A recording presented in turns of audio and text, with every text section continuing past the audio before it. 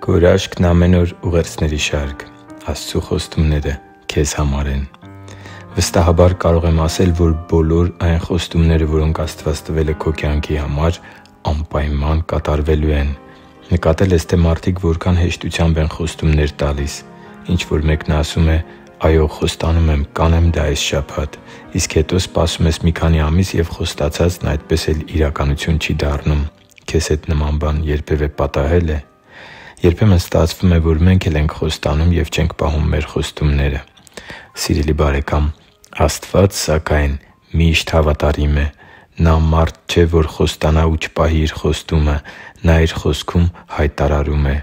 «Այնպես էլ կլինի իմ բերանից դուրս եկած խոսքը. նա ապարդյուն չի վերադառնա ինձ մոտ, այլ կկատարի իմ փափագը և հաջողություն կունենա այն բանում, ինչի համար ես ուղարկել եմ նրան» Եսայիայի մարգարեություն 55:11 խոսք։ Դու կարող ես համոզված լինել, որ այն ամենը, ինչ Աստված ասել է Իր Խոսքում, կատարվելու է և իրականություն է դառնալու։ Նրա Խոսքը հօդս չի ցնդում կամ անդարձ անհետանում։ Ընդհակառակը, Աստծու Խոսքը իրագործում է այն, ինչի համար դուրս է եկել Աստծու շուրթերից, և վերադառնում է Աստծու մոտ միայն Նրա կամքը լիարժեք կատարելուց հետո։ Ահա թե ինչու, եթե նույնիսկ մարդն ինչ-որ հարցում կասկածներ ունի Տեր Աստծու խոստումների առնչությամբ, Աստվածաշունչը վստահեցնում է, որ Աստծու Խոսքը հաջողվելու է և կատարելու է այն, ինչն Աստված է ասել։ Աստծու համար թանկ ու սիրելի՛ զավակ, Աստված այնքա՜ն խոստումներ ունի քեզ համար՝ փրկության խոստում (տե՛ս Հռոմեացիս 10:9 խոսքը),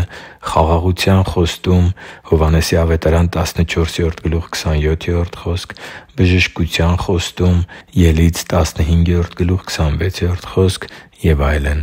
Եվ այս խոստումներից ոչ մեկը դատարկ խոսքեր չեն, այլ բոլորն էլ միտված են Աստծու ծրագիրը քո կյանքում իրականացնելուն։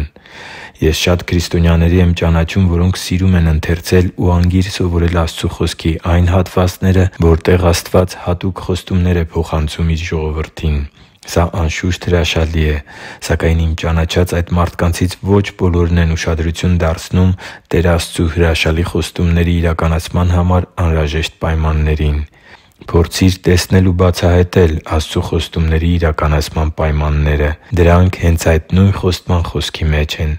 Ընթերցի՛ր ուշադիր, ընթերցի՛ր փնտրելով, իսկ գտնելուց հետո հարցրու ինքդ քեզ, թե արդյոք բավարարո՞ւմ ես Աստծու տվյալ խոստման պայմաններին։ Եթե ոչ, ապա փոխի՛ր կյանքդ, ապաշխարի՛ր և շտկի՛ր ճանապարհներդ, բնավորությունդ ու մոտեցումներդ։ Քեզ հրաշալի օրհնություններ են սպասվում, եթե բավարարես Աստծու խոստումների պայմաններին։